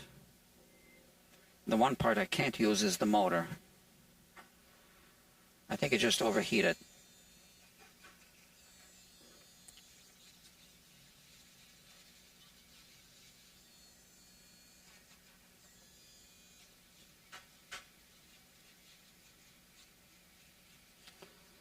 So this was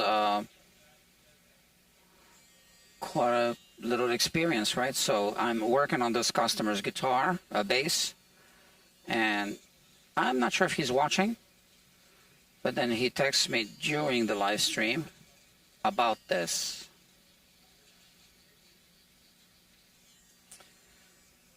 I was once chatting with a customer as I was working on his guitar. So he was watching, and then I was wondering about something, and then he would text me. So we were kind of having a conversation about the work on his guitar during the live stream in public on the internet.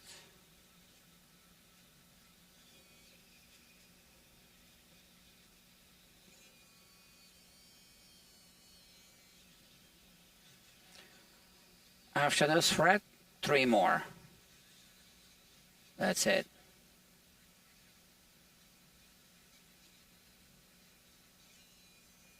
One, two, three, yeah.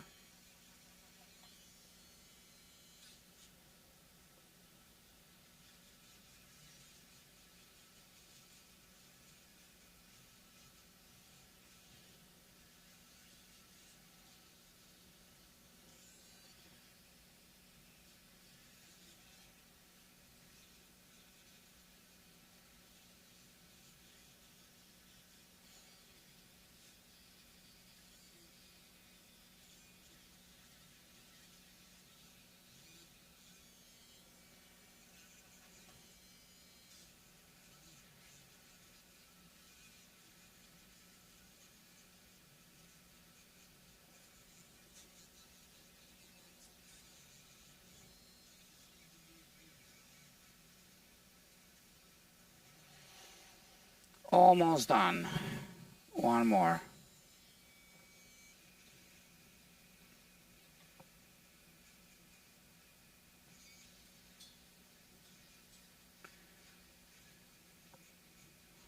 So because we went all the way to 12,000 grit, there are not going to be any scratches in this direction, even if that's how I polish the frets with the sandpaper and the polishing pads. So whatever scratches the last grit, which was 12,000 grit left in this direction, are now completely being erased by the buffing wheel.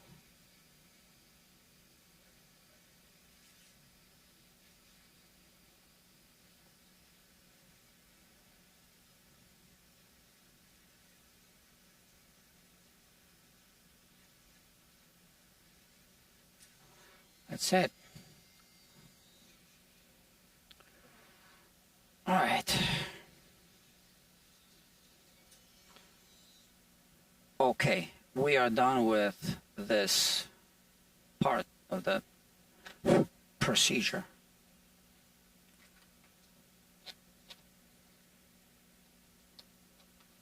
So what can we do to make this channel more popular? See, only 6 viewers, and only 5 of them are liking it.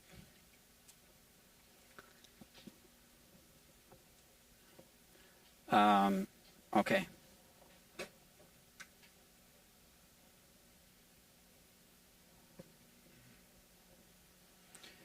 Now, I'll just wipe off the buffing compound.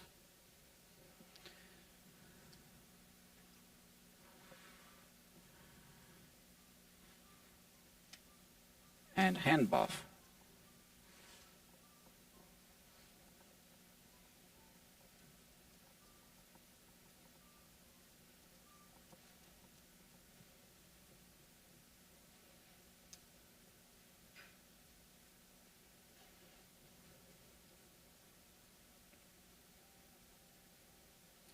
They're nice and shiny. So I studied some jewelry polishing techniques on YouTube, and that's basically what we're doing. We're doing jewelry level polishing.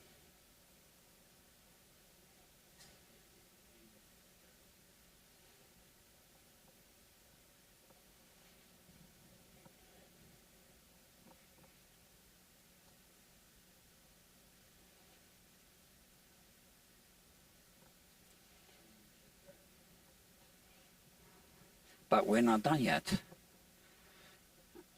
We're only getting started. No, we are in the finishing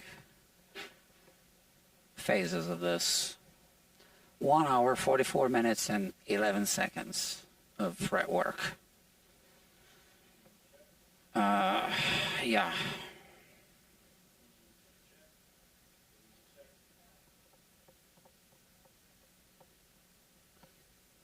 I do want to hire some people, or one person, that would do part of the job.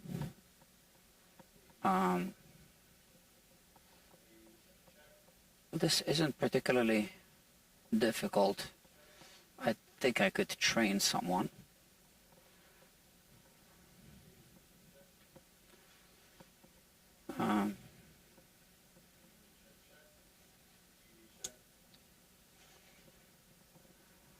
Maybe Dr. Williams. Let's see how she does on the other guitar. I don't know if this is your first time watching. I have a playlist with special guest Dr. Williams, who's doing a restoration of a nylon string guitar.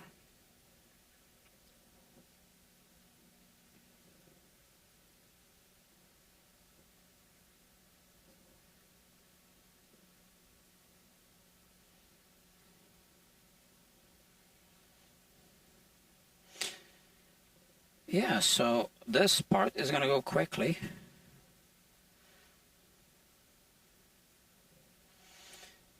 And I will do the setup on a separate live stream and we'll be done with this bad boy.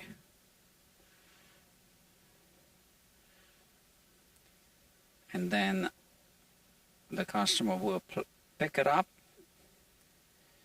and take it home and plug it in and play.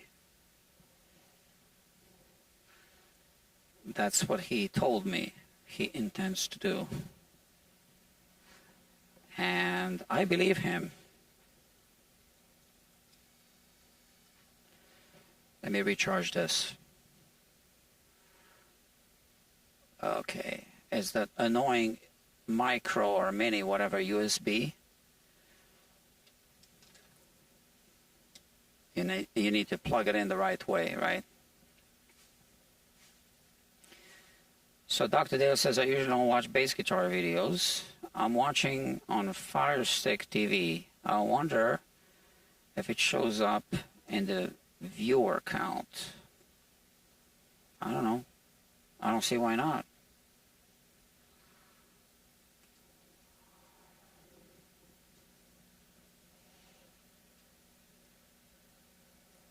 Okay. Let's start from the back this time, because I don't want to smear the compound, the polishing paste.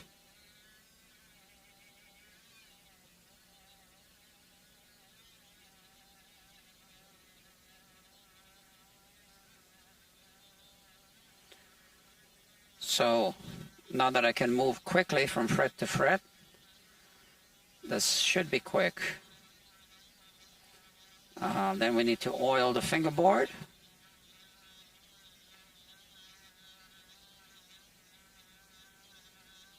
Do some other things to it.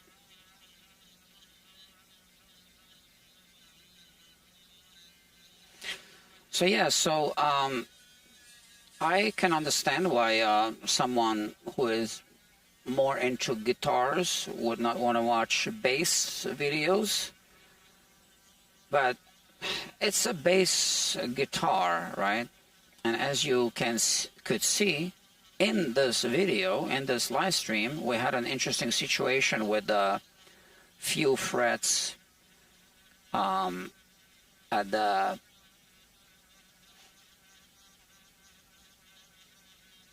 few last frets, right? So that whole situation can occur on a guitar as well, and it sometimes does. So since you watched this video, now you got to see it.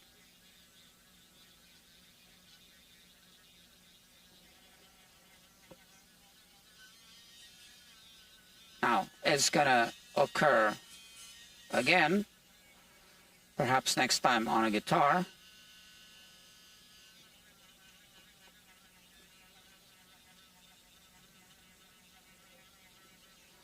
So even if you miss it once, I guess, you might eventually catch another situation similar.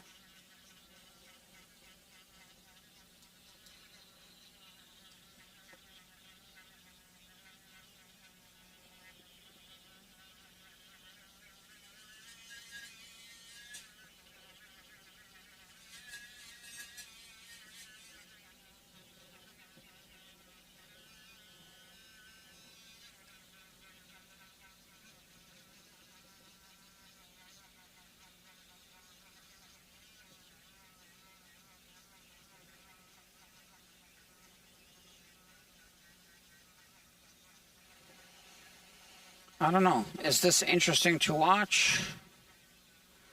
I don't mean this. I mean just overall, this. Is this an interesting thing? I guess it is for the people watching.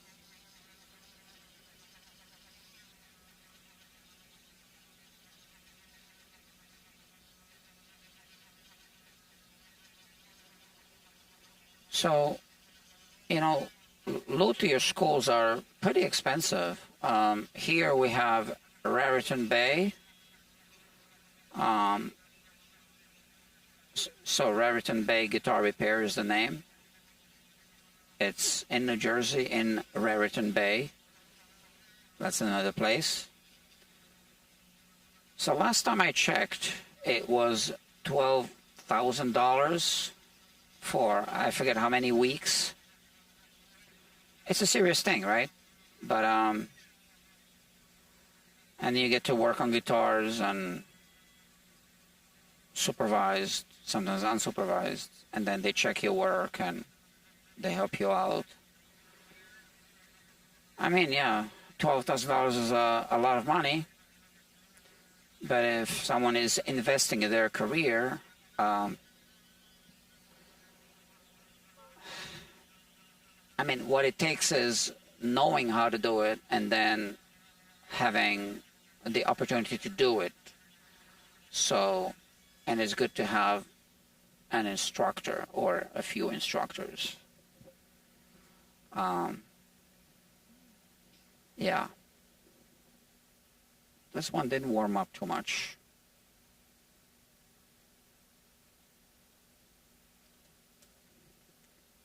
So Dr. Dale says, I'm glad I stayed to watch it. Thanks for the live stream. You're welcome. Well, obviously people are not going to have time to watch these long live streams every day, and that's fine, obviously. Oh, look at this. I'll show you.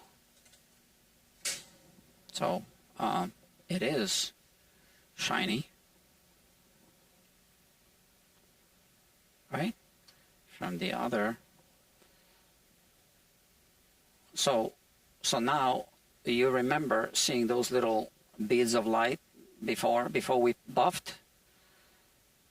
Now it looks different.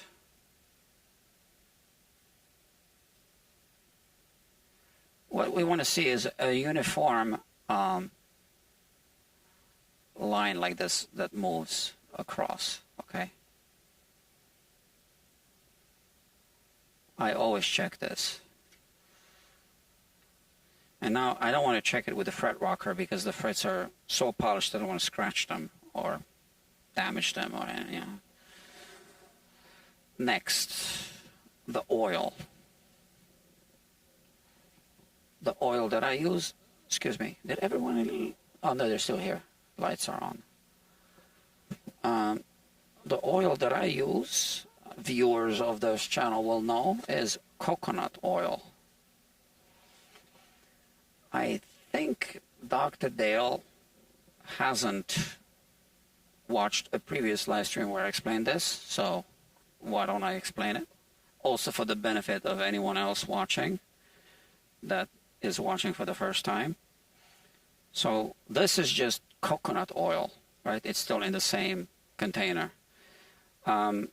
So non-flavored, I don't know if you can buy even flavored coconut oil. So this is just coconut oil. And I believe this one is even organic. So which means nothing added, okay? So when you use liquid oil, it's, in my opinion, a mistake to just put it on the fretboard and then wipe it all over and then wipe it down. If you use liquid oil, put some on the tissue, tap it so there's not too saturated, and then go on the fretboard to get this effect that you're going to see now. Oh, I actually put a little too much, you see?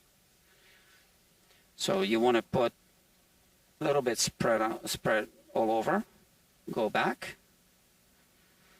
so that it's not wicking between the frets and the fret slots, because you don't want to weaken the mechanical grip on the fret tangs, which you don't see, it's all inside. And you see I'm also removing the polishing, the buffing compound with this now. I skipped the toxic chemical thing. Should I have, skipped it. Yeah, I think it's fine.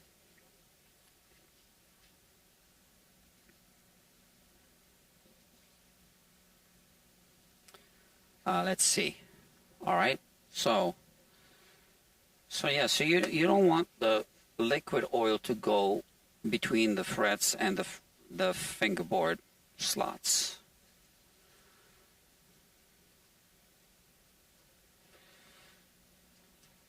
And you don't want to over oil it either, because oil does not evaporate out of the wood grain. It isn't water. You can remove some of it with that toxic chemical that I don't want to mention. Now, again, for all of you watching for the first time, I don't want to mention the toxic chemical that all repair shops are using, because, you know, I'm thinking anyone can watch these videos and there could be kids watching and then they use that and, you know, something, and then we got to think about that, right? So, but I think you know which chemical I mean. The one that's commonly used in all repair shops, guitar repair shops.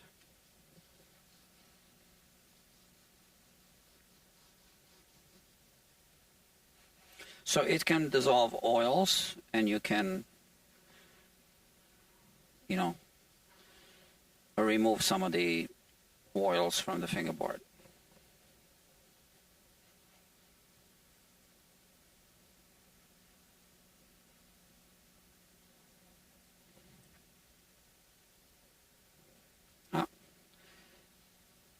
It's cleaner.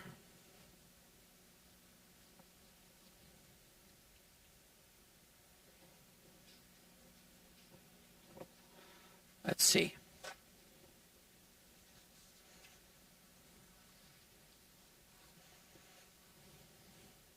You can always add oil.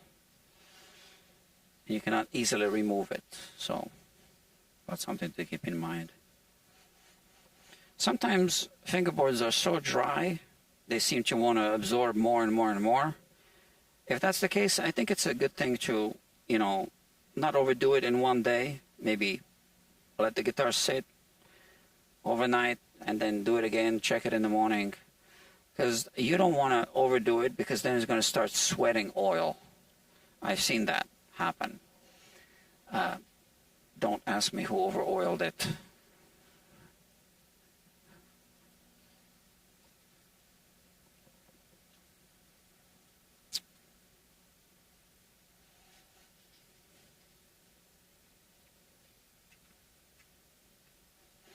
So this looks okay to me, and this is coming out clean, more or less. Okay, we are about to wrap up this live stream. I got a few more things to do on it. I'm gonna put the neck back on the body.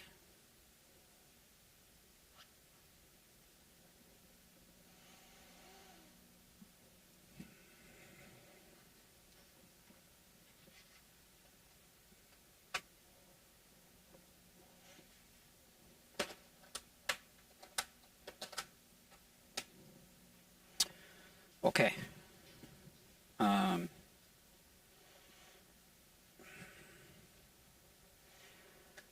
Here we go.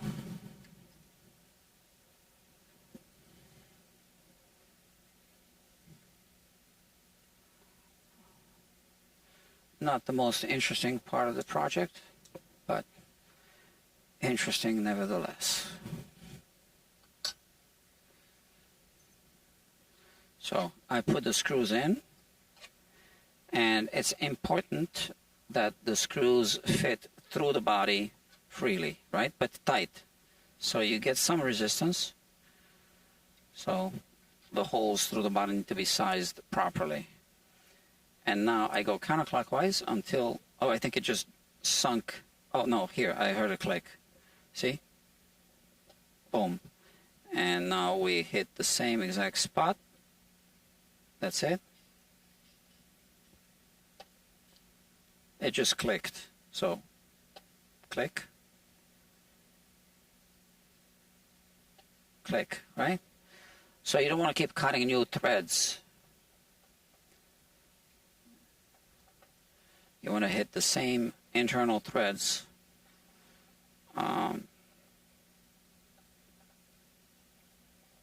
Yeah.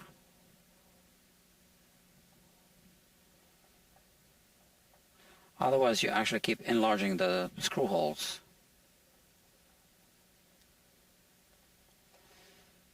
Okay, tighten, don't over tighten.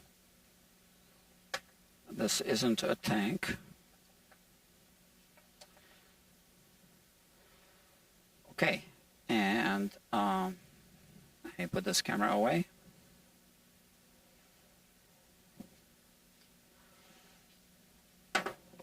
I am going to take a short break. We'll put the strings on, and then we are going to finish the setup. So a lot of the work has been completed. If this is the first time, your first time watching this series on this playlist, just you know, check out some of the other episodes on the playlist and see how I rescued the truss rod.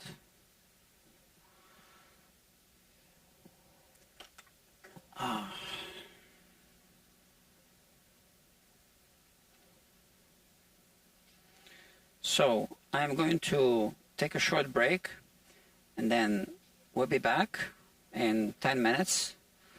Then we'll put the strings back on, check the nut, do the setup, whatever it takes. Okay? Okay, friends. So I am going to add some tools to the links below, like I said.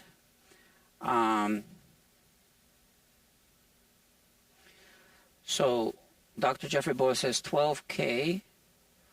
So what is this referring to? Here we are. It says 12K. That is insane. And that's referring to what?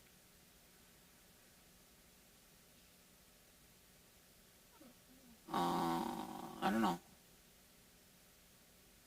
Oh, $12,000. Yeah, the dollar sign. I thought you meant 12K subscribers.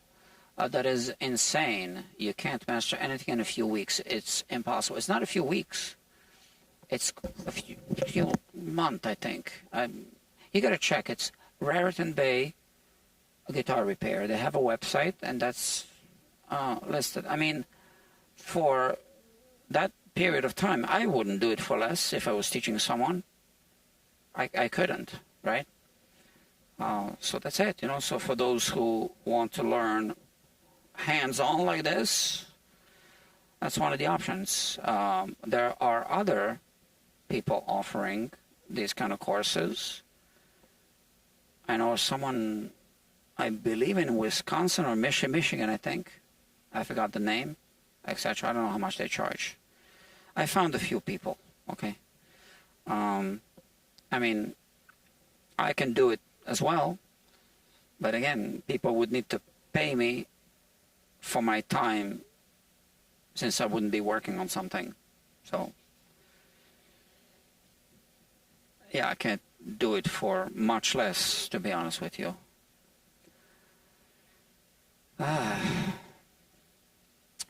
So yeah, another way is to do an apprenticeship, I guess. But whenever someone comes to work in a shop, they are going to be slowing down the whole operation for a while. You know, that's just the nature of it. And I don't mean anything bad by this. I'm just saying that's how it is. Yeah. All right. Yeah, so here, I mean, you can watch me do the work, but honestly, until you've, done it yourself, it's not the same thing. This is just now theory, and that's a good start, right? So I'll keep doing it, I guess, for a while at least. Let's see how this channel grows. How many subscribers do I have now? About 300 or something. Yeah, I'll check later. Okay, friends, so let me go. 7 watching, 7 likes. That's great. And so if you liked it even more, you can click the link that says buy me a coffee. One day there will be a link that says super thanks, right? So so thank you if you do. If you don't worry, it's all good. What else? Make sure you tell your friends. Okay, that's the best thing you can do for this channel, because then I can keep doing it, because it has more of a meaning, right? Otherwise, honestly, if this channel doesn't grow at all, I don't know if I can keep doing it, right? But thank you. And I will talk to you soon.